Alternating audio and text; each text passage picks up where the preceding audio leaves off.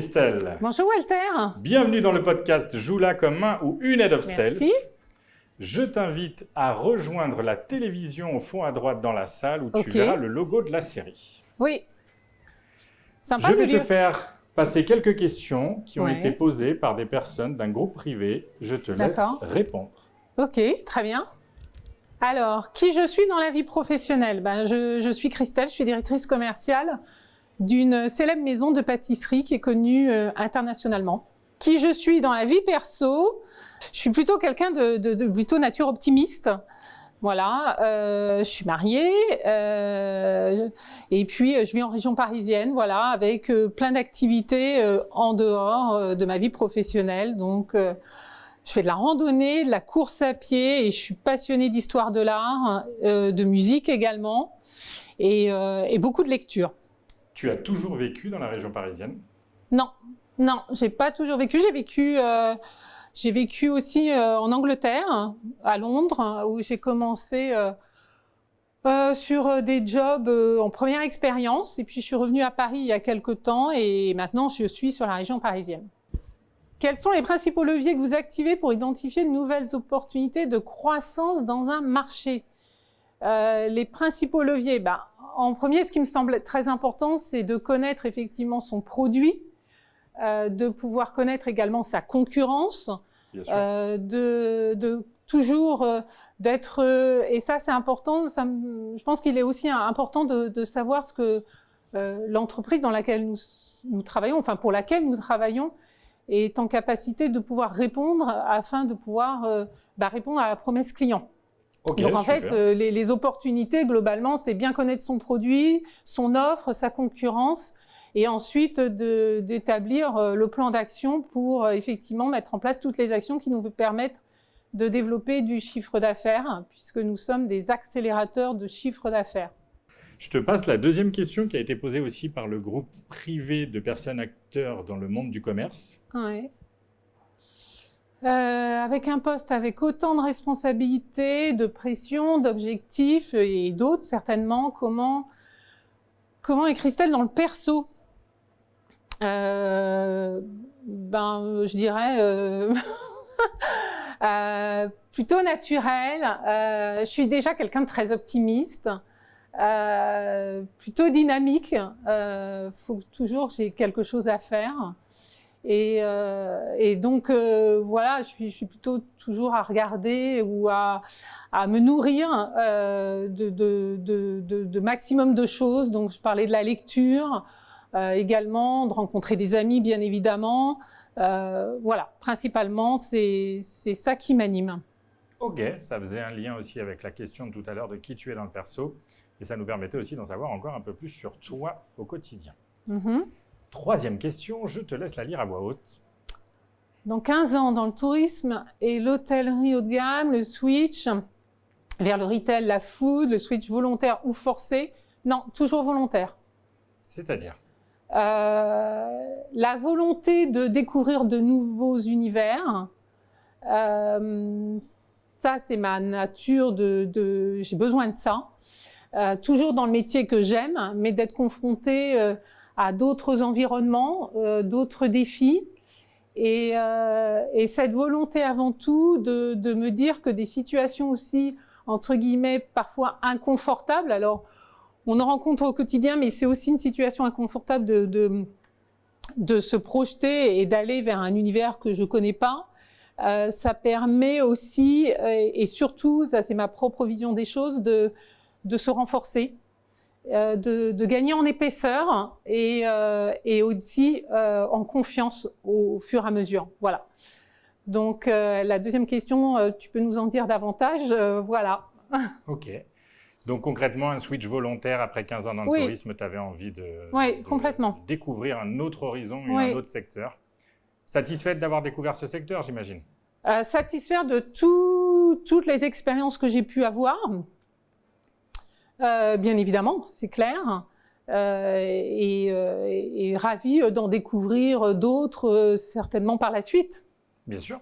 Eh bien écoute, c'est la transition parfaite pour la suite. Je te propose de me retrouver au bar. J'arrive, à tout de suite. D'accord. Bonjour Christelle. Bonjour Walter, ça va et toi? Oui. Merci pour l'accueil. Je t'en prie, installe-toi. Merci. Je vais te préparer 4 cocktails. D'accord. Je te donnerai les noms des cocktails juste après. Oui. Libre à toi de choisir le cocktail qui te parlera le plus. D'accord.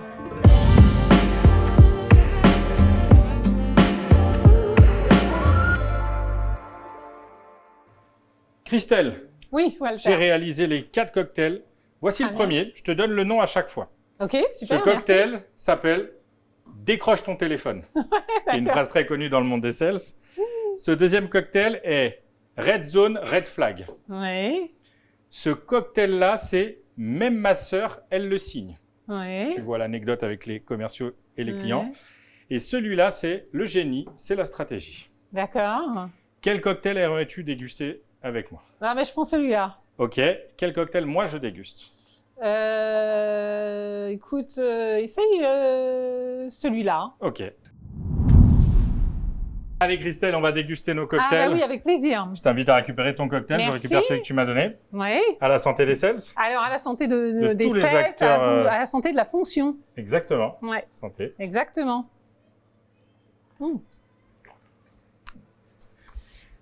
C'est bon? Christelle. Ah bah tant mieux. Merci. Tu pourrais me parler de ton parcours? Oui. Ça fait plusieurs années déjà que tu es actrice dans le monde du commerce. Qu'est-ce que tu pourrais me dire vis-à-vis de ton parcours? Ah bah, mon parcours, il est essentiellement commercial. Plusieurs années passées sur le poste de directrice commerciale dans l'hôtellerie. Et puis après, j'ai eu envie, bien sûr, de garder cette fonction de commercial, mais de changer d'univers. Donc, j'ai rejoint le groupe des Galeries Lafayette Haussmann, où j'étais effectivement en charge du développement de la clientèle internationale. Ok. Donc, déjà sur la partie commerciale dans l'hôtellerie, j'étais à la fois sur du développement commercial international, donc très, très orienté inbound en fait. Là, la fonction, elle était identique, un autre univers, autre environnement, celui du retail par rapport à une industrie de services. Et qu'est-ce qui est différent entre le retail et aujourd'hui la food, on va dire? Aujourd'hui, la food, aujourd'hui sur la fonction que j'occupe maintenant, Ouais. Quelles sont les grandes différences? il n'y a pas une grande différence majeure. La fonction est la même, mais c'est d'être confronté à un autre environnement. Là, d'être vraiment particulièrement confronté à une entreprise qui produit. Et puis qu'on doit vendre les produits sur la partie retail quand tu es sales ou directrice en fait du développement sur une partie Galerie Lafayette, c'est plus faire venir les gens en magasin. Okay. Donc cette fonction de drive to store et effectivement je ne produisais pas de produits spécifiques en fait. Donc voilà, donc c'était ça un petit peu la particularité. Par rapport à cette expérience et d'avoir quitté les Galeries Lafayette pour rejoindre l'entreprise dans laquelle je suis aujourd'hui, c'est tout simplement un autre environnement, une entreprise qui produit. Donc voilà, je vends un produit effectivement qui est fabriqué et puis de faire en sorte que ce produit fabriqué puisse satisfaire le plus grand nombre de nos clients et de développer les ventes par rapport à tout cela. Ok, super intéressant. Aujourd'hui, c'est un secteur d'activité qui est très concurrentiel. Qu'est-ce qui fait que tu arrives en tant que directrice commerciale à faire en sorte que votre marque se démarque? Alors déjà, je bénéficie de la notoriété de la marque, qui est effectivement un élément extrêmement important. Ensuite, c'est de mettre en place toutes les actions qui vont nous permettre effectivement de développer les ventes et de prendre des parts de marché par rapport à la concurrence. Je dirais la première chose, c'est sur cette expérience-là, moi, la première expérience quand je suis arrivée, c'était de construire une équipe commerciale.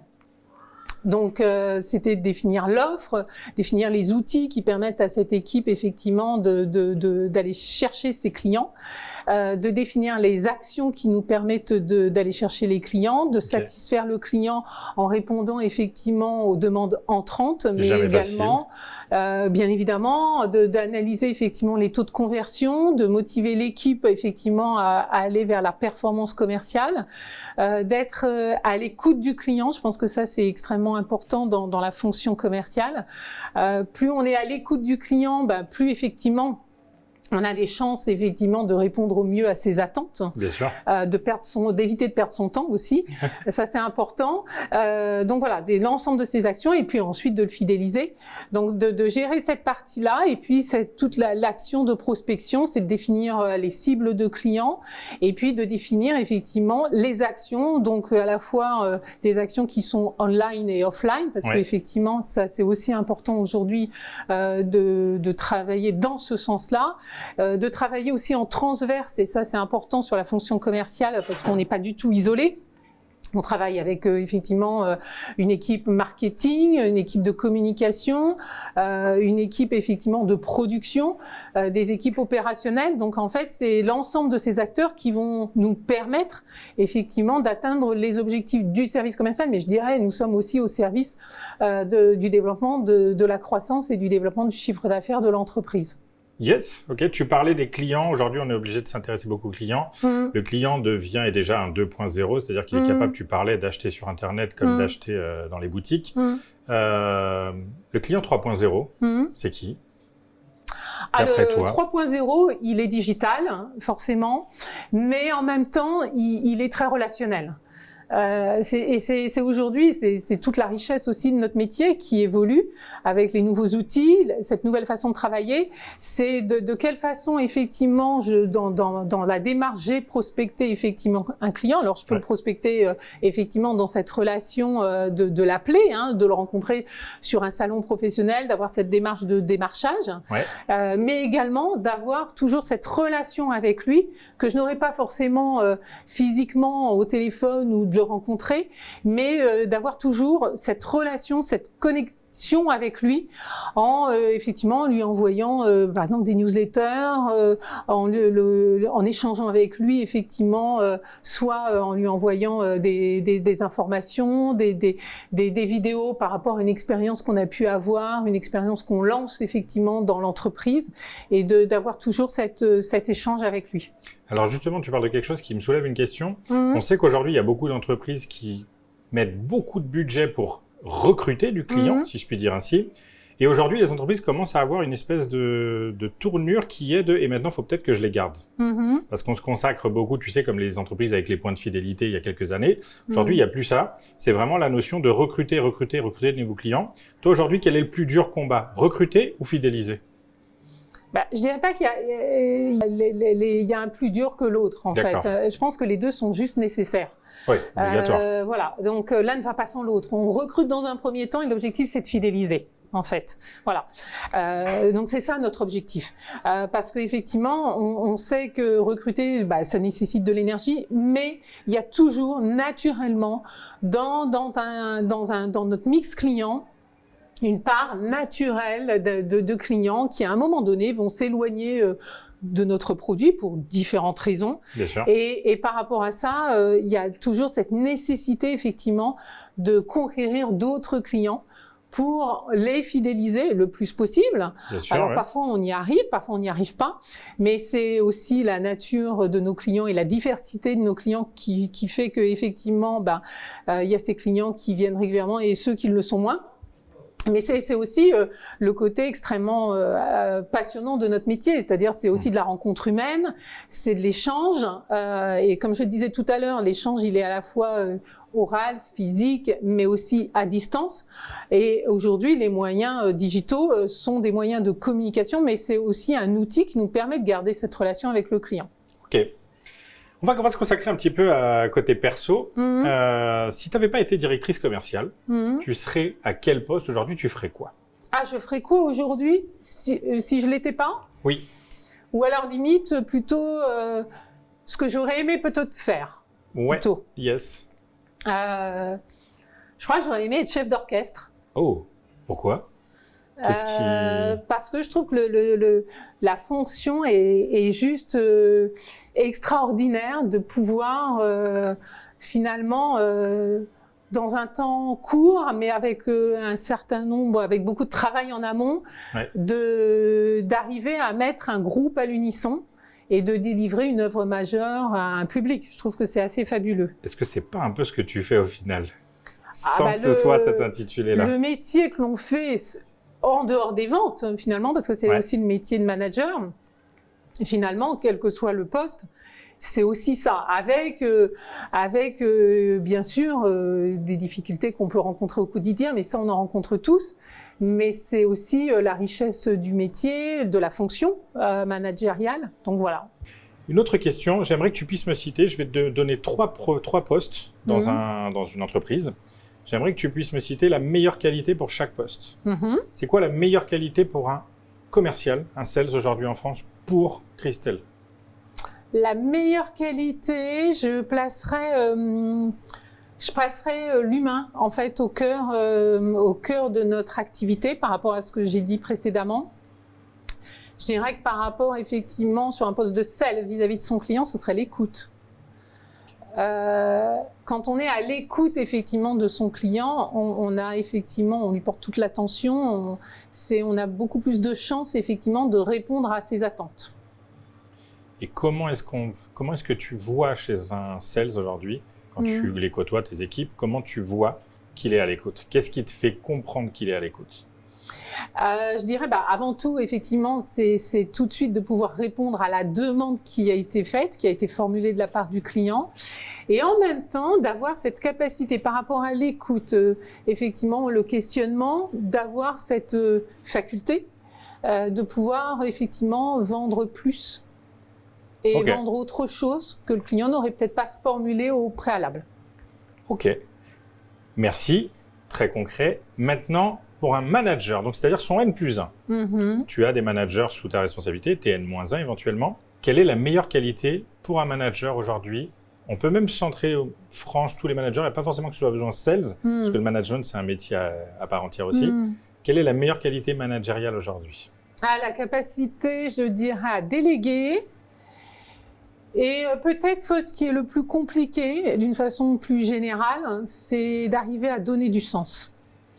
Donc à expliquer comment. Mais donner du sens aussi, effectivement, sur notre métier, les actions à mettre en place, parce qu'avec quel objectif, en fait, voilà. Oui, c'est cette capacité à pouvoir avoir ce côté leadership en donnant du sens pour que les équipes comprennent pourquoi on le fait et qu'elles aient automatiquement cette envie de le faire. Ok.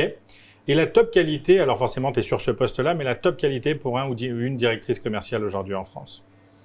La top qualité, ce serait, je dirais d'être toujours en mouvement, d'être toujours, bien sûr, à l'écoute de ses clients, à l'écoute de son équipe, à l'écoute d'être vigilant, à l'écoute de ses concurrents, et je dirais, d'être toujours en mouvement.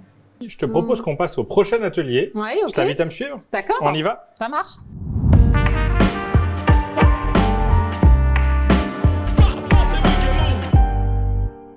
On démarre notre nouvel atelier. On commence toujours par une anecdote.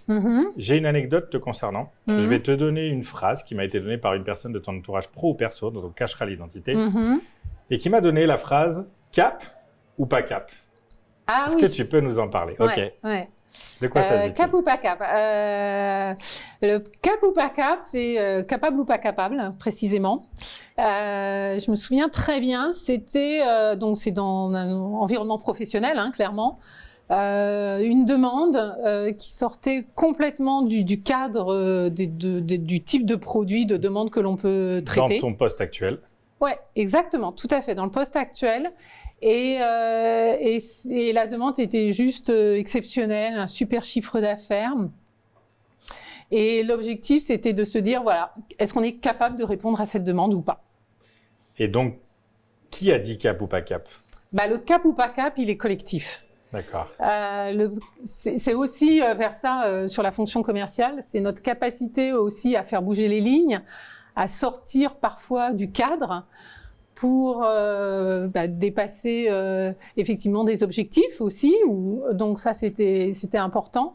Et quand je disais tout à l'heure qu'effectivement la fonction commerciale, elle n'est pas isolée dans une entreprise parce que c'est un travail au quotidien, collectif. Là, dans l'exemple, effectivement, c'était de travailler ensemble avec toutes les personnes qui étaient en mesure de pouvoir dire « sommes-nous capables de répondre à cette demande dans les temps impartis ?» Voilà. La réponse a été oui. Donc, c'est le côté magique aussi de notre métier. c'est cette capacité aussi au quotidien à répondre à des demandes qui sont parfois farfelues. Farfelues, je dirais pas farfelues, mais qui sortent du cadre. Ouais. Notre capacité effectivement à embarquer d'autres équipes et à se challenger collectivement pour, tant soit peu, effectivement, peut-être de découvrir, effectivement, ou de proposer d'autres produits qu'on n'avait pas forcément imaginés à travers cette demande qui a eu lieu, par exemple. Quel est le meilleur conseil que tu donnerais à une personne pour qu'elle puisse un jour avoir le poste de directrice commerciale dans la société où tu es? Ce qui anime sur cette fonction, c'est effectivement de dépasser les limites que l'on peut avoir sur cette fonction commerciale avec le lien du capot par cap, en fait. Donc c'est ça, tout simplement, de foncer, quoi. Ok. Tu as un poste où c'est un peu la stratégie de l'iceberg, c'est-à-dire qu'on voit toutes les réussites, mais on ne voit pas beaucoup les difficultés. C'est quoi les difficultés que tu as pu rencontrer dans ton expérience à ce poste-là ou dans tes autres aventures? Quelles ont été tes grandes difficultés? Les grandes difficultés, je dirais que c'est un petit peu sur l'expérience en général, c'est des difficultés au quotidien qu'on peut avoir, je dirais, les rencontres qu'on peut avoir, des difficultés avec des clients qui veulent pas conclure un contrat. Par exemple, ça peut être des difficultés qu'on peut rencontrer dans un travail en équipe parce que effectivement, que sur la fonction de vente, on vend effectivement un produit qui est produit par des équipes exploitation opérationnelle et donc effectivement cette capacité de dire non mais je peux pas produire plus, oui mais comment fait-on pour produire plus pour arriver à des objectifs ou du moins les dépasser? Voilà, c'est des difficultés au quotidien qu'on rencontre finalement dans toute fonction managériale. Alors je dirais que sur la fonction de vente, quelque part, ce qui nous anime aussi, c'est cette énergie, cette volonté de conquérir de nouveaux clients, de dépasser nos objectifs. Voilà, donc je dirais que ce serait s'appuyer aussi sur ces succès qui font que parfois les échecs peuvent nous donner aussi de la force et nous donner de l'énergie pour pouvoir effectivement aller plus loin. J'ai une question que je vais poser à tous les invités. Avant de te partager encore une autre question qui a été posée par un des directeurs commerciaux qui est passé avant toi. Ma question est la suivante, c'est une de mes anciennes directrices générales adjointes m'a dit un jour, Walter, le management, c'est avoir un caillou dans la chaussure, mais c'est décider la taille qu'il fait. Qu'est-ce que tu en penses? Alors oui, des cailloux, il y en a peut-être plusieurs dans sa chaussure. L'idée, c'est du moins d'évacuer le plus de cailloux possible. Ok. De sa chaussure pour la chaussure puisse être le plus confortable possible, enfin du moins la plus confortable possible et par rapport à ça de pouvoir effectivement continuer à avancer, d'embarquer avec soi l'équipe que l'on a. Voilà. Ok, merci. J'aime beaucoup cette image, c'est pour ça que je te la partage aujourd'hui.